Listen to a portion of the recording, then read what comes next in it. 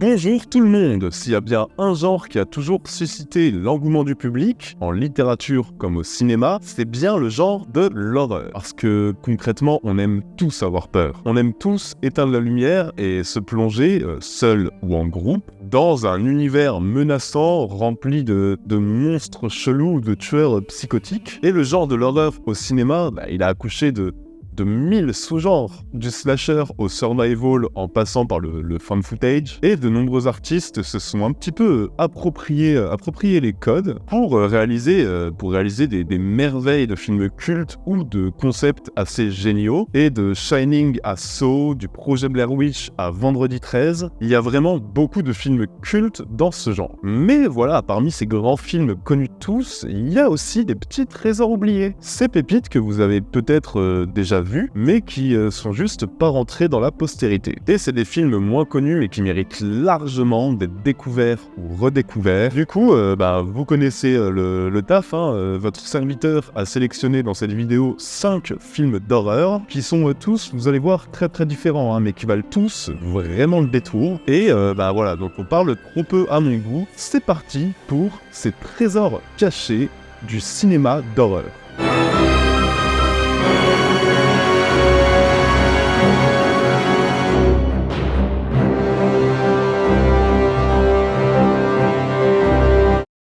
Mais juste avant de nous plonger dans ces trésors cachés du cinéma d'horreur, petite minute en compagnie de nos sponsors habituels de cette chaîne, nos amis de YFood, qui m'ont encore fait une belle offre pour tous les abonnés d'Intercut. Bon, vous connaissez tous YFood depuis le temps, je vous ai déjà parlé de leurs produits, notamment de leurs bouteilles au goût hyper varié, de mangue à café glacé en passant par pêche, chocolat, banane. Voilà, c'est des produits équilibrés qui vont te caler pour plusieurs heures, qui vont t'apporter tous les nutriments nécessaires, c'est du Nutri-Score A, c'est rassasiant, plein de protéines, mais c'est loin d'être juste un simple produit diététique entre guillemets. C'est avant tout un très très bon moyen de se faire plaisir, tout en étant largement plus sain que 99% des encas que je vois mes collègues manger au bureau à 4 heures. Et en plus des bouteilles, notamment du pack découverte qui concentre pas mal de goût et qui est top pour découvrir la marque, ils font aussi des bars, certes, mais aussi des repas complets, des repas qui seront prêts en un coup de shaker. Et je vous vois venir, vous allez me dire, oui, mais Louis, c'est des repas en poudre, on sait pas ce qu'il y a dedans. Vous qui n'avez aucun scrupule à vous foudre de la poudre venue d'un quelconque dealer bizarre au cabaret sauvage à 3h du mat dans le pif. Et ça, en sponsor, ça passe, quoi.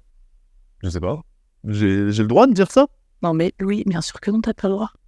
Et bien pour vous, la liste entière des ingrédients et des nutriments est disponible sur leur site en totale transparence. Et puis voilà, c'est hyper pratique, très facile à transporter. Un goût de shake avec le shaker offert est très stylé d'ailleurs. Et voilà, c'est prêt. Sans compter qu'on retrouve complètement le goût de YFood, donc vraiment c'est un peu tout bénef, c'est un régal. Et pour découvrir ça, j'ai le traditionnel code promo Intercut YouTube qui s'affiche ici ou le lien en description, qui vous permet d'avoir 10% sur le pack découverte, donc avec les 5 goûts que vous voyez là. Et vraiment les amis, n'hésitez pas et profitez, sautez sur l'occasion pour découvrir YFood. C'est vraiment une marque qui fait des bons produits, qui m'accompagne depuis un petit moment maintenant et c'est toujours un régal. Donc merci beaucoup à eux, nous on se replonge dans la vidéo. Ok, alors je vais commencer les amis par un film que j'ai vu beaucoup trop jeune. On a tous un film comme ça devant lequel on s'est retrouvé sur M6 un mercredi soir à 21h et qui nous a traumatisés quand on avait 8 ans. Et ce film-là, c'est le cas. Je sais même pas comment j'ai pu passer outre la surveillance de mes parents pour le trouver en VHS ou à la télé. Mais voilà, depuis le temps que je voulais en parler ici, ça y est, c'est l'occasion. C'est pas le film le moins connu de cette sélection, et c'est peut-être même le plus connu, j'ai envie de dire. Mais voilà, c'est une petite pépite. Un film qui s'appelle Réincarnation. Dans Réincarnation, déjà première chose, on va quand même retrouver énormément de figures connues du cinéma d'horreur américain. C'est un film qui est écrit par Dan O'Bannon et Ronald Shusett, qui sont quand même, entre autres, les scénaristes d'Alien. C'est un film qui a Stan Winston au maquillage. Je présente pas Stan Winston, c'est le grand maître du maquillage américain. Au casting, on va retrouver Robert Englund, donc Freddy Krueger. Et c'est réalisé par Gary Sherman, dont la filmo n'est constituée, à proprement parler, que de films d'horreur un petit peu fauchés du genre Poltergeist 3. Mais bon, bref, de quoi nous parle Réincarnation? Eh ben, sachez que c'est un film qui se passe sur une petite ville côtière, en apparence paisible, où vient d'arriver un jeune photographe. Sauf que, une fois sur place, à peine arrivé, il se fait agresser par des habitants incontrôlables qui vont le tuer et le brûler vif en prenant leur crime en photo, dans une mise en scène un petit peu horrible. Ok, c'est bizarre. Et le lendemain, une autre victime, tuée elle aussi par les mêmes habitants dans des circonstances tout aussi horribles. Le surlendemain, pareil. Il y a donc une vague de violence énorme qui s'empare de tous les habitants de l'île, petit à petit, et l'enquête patine, hein. Le shérif, il est débordé, surtout que, et c'est là où ça commence à partir un petit peu loin, notre photographe, vous savez, qui s'est fait buter en intro, semble être revenu d'entre les morts et a rejoint la troupe des agresseurs. Je m'arrête là pour la description narrative, je veux pas vous spoiler, mais je pense que, enfin, de toute façon, c'est explicite, c'est vendu comme ça, on est sur une variation du thème du mort-vivant. Et Réincarnation, les amis, c'est un film qui a franchement beaucoup de qualité. There's nobody in the basement. Now, come on, let's get out of here, all right? Welcome to Potter's Bluff. What's going on? Give me the boy, run! Come on, run! Tout d'abord, cette poésie macabre bien 80s d'un film qui ne s'interdit aucune exubérance. Un film qui nous pose des lumières et des couleurs étranges sans avoir forcément besoin de les justifier autrement que par un « c'est stylé et ça aide à l'atmosphère ». Et ça, moi, j'aime beaucoup. Un film qui enchaîne twist sur twist. Un film qui va vraiment nous balader de surprise en surprise dans un scénario qui est franchement malin, qui est pervers, qui a le bon goût de prendre aussi quelques petits codes du thriller et du film noir, sans pour autant s'empêcher de sombrer clairement parfois dans le pur paranormal. Et je pense que vous voyez bien à quelle catégorie Réincarnation appartient. Vous voyez ces films d'horreur un peu fauchés et sur lesquels il n'y a pas énormément d'attentes, et du coup ils peuvent tout se permettre, ils sont hyper libres, ils peuvent vraiment, ils ne reculent devant rien pour te divertir. Pour moi on est exactement là-dedans, et visuellement c'est quand même vraiment pas mal. Je veux dire, ce petit village côtier nage dans une brume permanente, ça sert quand même une sacrée ambiance, je trouve que le cadre aide beaucoup, et on a une photographie franchement soignée qui nous cale quand même de très beaux plans. Et non, on est quand même face à un cinéaste qui sait faire un découpage, hein. Il y a vraiment des sacrées scènes, notamment dans les mises à mort, bien aidées, on va pas se mentir, par les effets visuels impeccables signés Stan Winston. Smile. What are you doing? Smile. Oh, no. Oh, please. Oh, no, please. Et puis voilà, cette liberté, je veux dire, c'est quand même un luxe pour un film d'horreur de se dire « Ok, j'ai pas de contraintes, donc je vais pouvoir être en permanence surprenant ». Que ce soit la narration pure qui est extrêmement ludique, hein, je veux dire, c'est une narration qui soulève beaucoup de questions et qui est rythmée par des mises à mort qui ne résolvent rien en fait. Les mises à mort, dès que t'as une nouvelle mise à mort, tu te demandes juste encore plus de questions, t'as encore plus de questions en tête, tu comprends pas pourquoi, tu comprends pas quel est l'objectif. Je veux dire, c'est un film qui ose te laisser un petit peu dans le flou, et au moment où tu commences à comprendre, voilà, le film fonce dans le fantastique pur pour te laisser encore plus comme ça. Ça, c'est ma tête du mec surpris, et ça en fait un film qui est franchement rythmé, du début à la fin, c'est très distrayant, et grosse qualité, franchement, ça te prend jamais pour un con. Bon, parfois, ok, ça surjoue gentiment, on va dire, et tu as quelques séquences un peu cheapos qui sont quand même très connotées 80s, qui ont parfois un peu mal vieilli. Oui, ça c'est clair, mais les amis, en fait, pour moi, Réincarnation, c'est l'incarnation de ces petits films artisanaux d'horreur qui aiment 1000 idées par minute, qui vont pas s'embarrasser avec la nuance ou la subtilité, et qui vont juste te livrer un récit intelligent et qui tourne autour de quelques séquences choc franchement mémorables. Non, je voulais en parler depuis pas mal de temps de ce film, c'est chose faite et j'en suis ravi.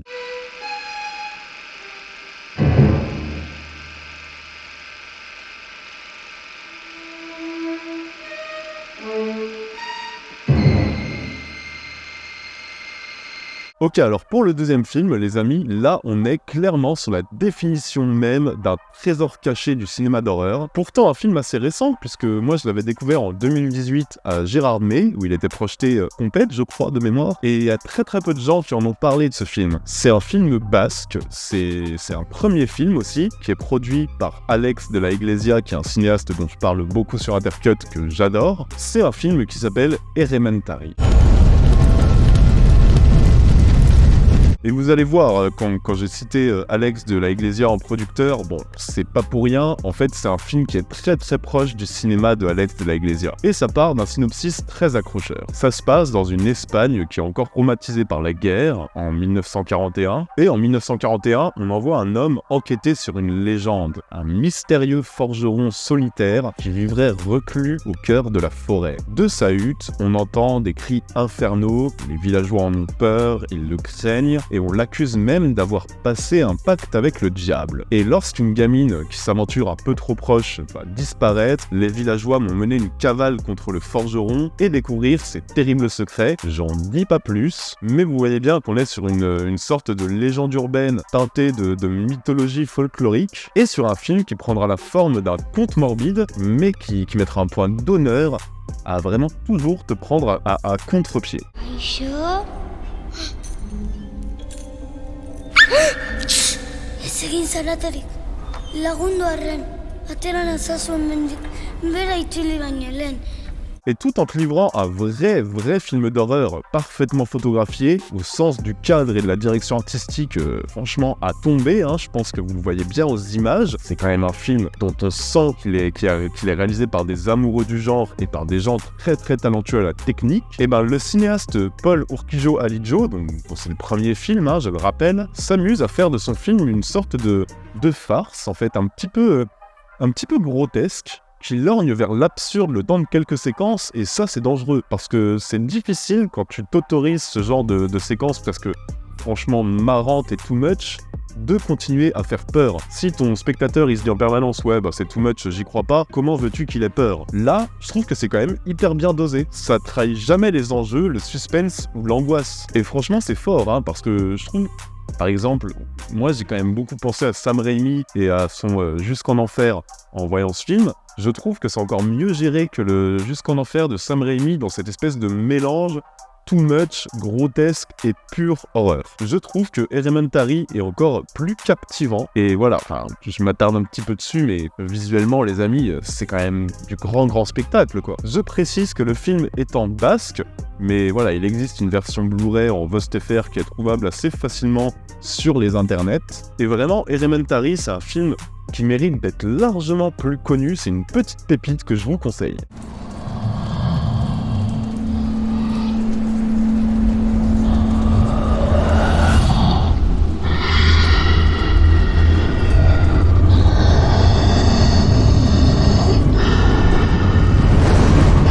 Ok, alors les amis, troisième film, est-ce qu'on n'irait pas se balader en France? Surtout que vous savez que, ouais, là en ce moment, dès qu'un film de genre français sort au ciné, tout le monde s'extasie comme si c'était exceptionnel, et que le simple fait d'être un film de genre en France est un geste quasi politique incroyable, ce qui a une petite tendance quand même à me saouler, et ce qui a une petite tendance à rendre des films à peine moyens largement surcotés. Et du coup, voilà, moi je voulais aller plutôt vers les années 90, où il y avait quand même beaucoup de films de genre français déjà, et j'ai un petit film en tête, les amis, c'est assez inclassable. C'est une série B qui n'en a absolument mais rien à foutre, mais son concept est, je trouve, génial, et surtout absolument jouissif. C'est un film qui s'appelle Baby Blood.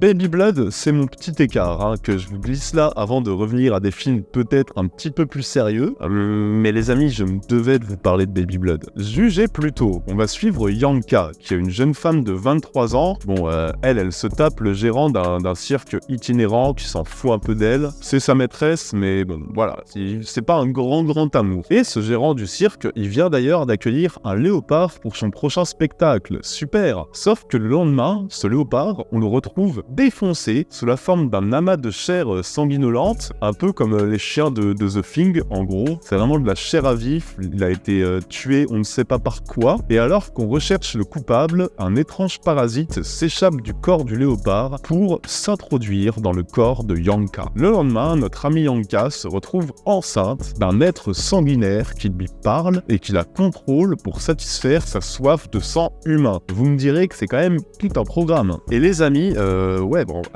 imaginez une sorte de mélange chelou entre Cannibal Holocaust, Evil Dead et The Thing, vous avez Baby Blood.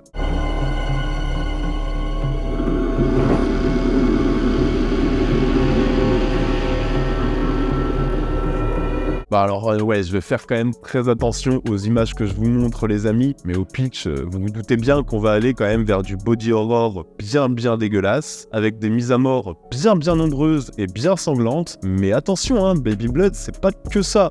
Il a aussi d'autres choses à offrir, notamment une image, moi je trouve qu'il y a quand même un vrai soin consacré aux images qui est certes fauchée, donc brute, granuleuse, mais du coup qui repose sur énormément de trucs et d'astuces assez inventives par contrainte, mais qui fonctionnent. Je trouve que cette image et cette mise en scène donnent quand même un sacré cachet au film. Aussi grosse qualité, la puissance de la toute jeune actrice principale, Emmanuelle Escourou, qui se donne à fond dans le rôle de cette mère qui est forcée de l'être. Et enfin, et c'est une grosse qualité dans ce genre de film, ses effets spéciaux. Il y a des effets spéciaux qui sont certes très over the top, mais ça c'est très cohérent dans l'univers du film, c'est un peu comme si on reprochait à Evil Dead d'avoir trop de sang, donc c'est too much, mais c'est normal, et c'est quand même franchement plutôt bien réalisé ces effets-là. Ce qui m'a plu dans Baby Blood, c'est surtout ces références, cette générosité dans le concept. Baby Blood c'est réalisé par des amoureux du cinéma de genre, des réalisateurs qui aiment le cinéma d'horreur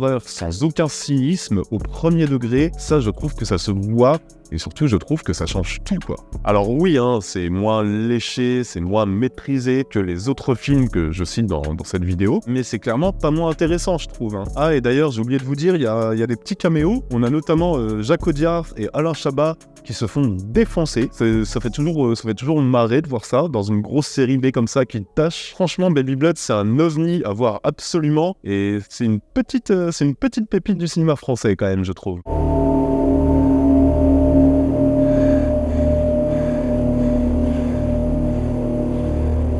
Bon alors les amis, allez, on va retourner chez nos amis américains, et parce que je ne peux pas faire un épisode sur les films d'horreur sans vous lâcher un film avec des gros monstres géants qui défoncent tout le monde, j'ai un truc en tête.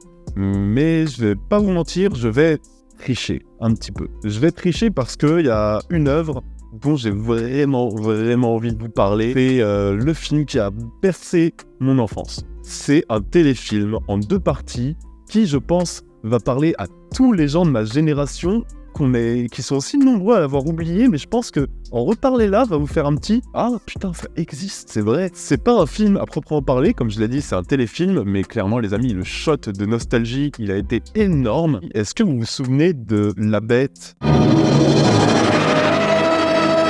Mais si, vous savez, on est un mercredi après-midi sur M6 et on se retrouve tout gamin, complètement captivé par ces histoires de disparitions étranges, de meurtres hyper violents et de corps retrouvés sur le port de Grave Point, donc une petite ville côtière, ce qui laisse penser qu'une créature maritime hyper dangereuse non identifiée rôde dans le coin. Et on va découvrir assez vite qu'on est sur un espèce de kraken monstrueux, un calamar géant gigantesque, et à partir de là les amis, on part sur un téléfilm de 3 heures divisé en 2 parties. Un téléfilm qui n'invente clairement pas la poudre, mais pour l'avoir revu, qui reste quand même étonnamment hyper efficace. La montée en tension, elle est bien là. La créature, elle prend son temps, mais ce qui se passe autour d'elle, l'enquête, le mystère, reste plutôt intéressant. Et surtout, alors ne serait-ce que par le pouvoir de fascination de cette bestiole, le calamar géant, qui est quand même assez peu représenté, franchement, dans le cinéma d'horreur, entre guillemets, en tout cas assez rarement par des bons films, et qui est une bestiole qu'on connaît encore assez peu aujourd'hui, je trouve que le film se tient, et surtout, il profite quand même d'effets spéciaux qui sont encore assez efficaces en 2024.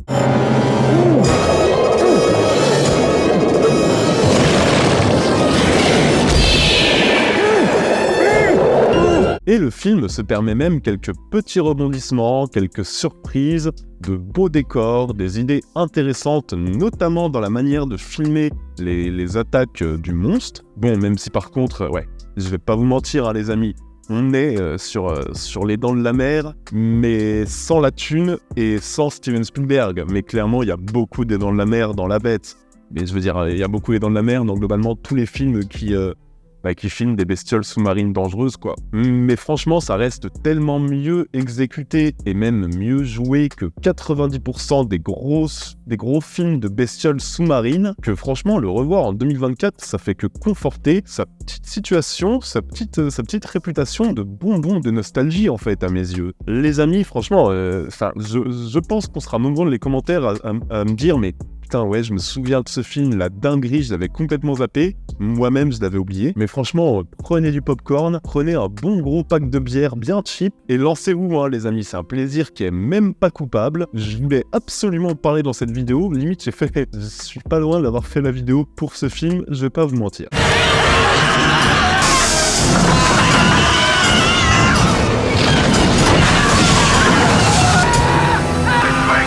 Bon allez, pour finir les gars, on se reconcentre, on va vers du sérieux. Je vais vous amener en Thaïlande, si ça vous va, pour un film qui est réalisé par les cinéastes qui étaient derrière Shutter. Shutter, c'est un film thaïlandais dont on a déjà parlé aussi récemment sur Undercut dans les trésors cachés du cinéma asiatique. Shutter, c'est un super film d'horreur, pas très original mais qui avait beaucoup d'idées de mise en scène. C'est exactement le cas de ce film-là aussi, un film qui s'appelle Alone. Alors, Alone, il part d'un pitch assez intéressant basé sur un fait scientifique. Parmi les frères et sœurs qui sont nés siamois, il y aura seulement 1% qui vont survivre à la séparation et à l'opération et qui vont parvenir à retrouver une vie normale. Ça, c'est le cas de notre héroïne qui s'est séparée de sa sœur siamoise, qui, elle, n'a pas eu sa chance, qui est morte durant l'opération. Donc, peu à peu, la sœur a refait sa vie, elle a oublié ce trauma, elle est même plutôt heureuse et elle doit retourner en Thaïlande par un concours de circonstances. Le truc, vous vous en doutez, c'est que à peine arrivée dans son pays d'origine, elle se voit hantée par une espèce de présence qui semble lui en vouloir. Bon, pas de suspense, hein. Comme je l'ai dit, on est comme dans Shutter, c'est du classique, du bon gros film de fantôme qui tâche et qui reprend tous les codes, mais qui les reprend tellement bien et de façon tellement efficace que en fait ça fait passer, je trouve, le film dans une autre dimension. Parce que les amis, Alone, il est flippant, il est bien flippant, et ça, il le doit à sa mise en scène.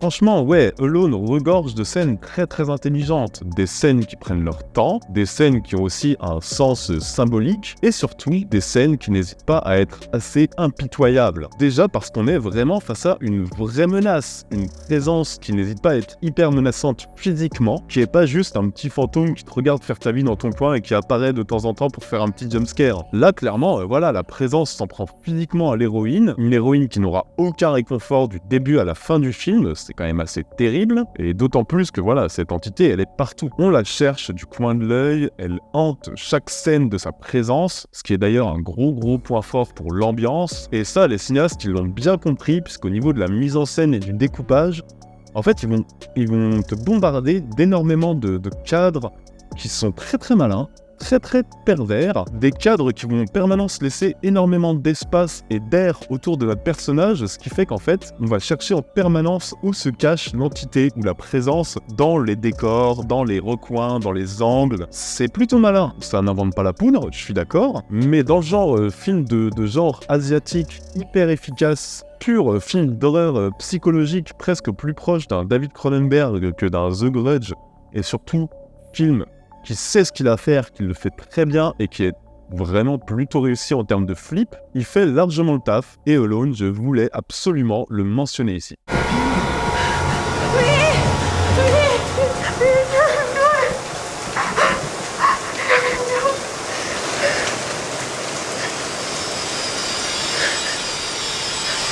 Voilà les amis, j'espère que cette vidéo vous aura plu. Comme d'habitude, n'oubliez pas, on a un petit Tipeee qui est vraiment hyper utile si vous voulez soutenir la chaîne, vu que là avec Intercut, c'est un peu notre temps-plein et que chaque petit don nous permet de nous éloigner un petit peu de l'angoisse de l'algorithme YouTube. N'oubliez pas non plus de vous abonner, de mettre la cloche, on sort 2 vidéos par semaine et je vais continuer ce format des trésors cachés, soit en repartant sur des périodes, soit en continuant à travers des autres genres. D'ici là, je vous dis prenez soin de vous et n'oubliez pas que vous êtes les meilleurs. On se retrouve très bientôt. Ciao à tous, bisous.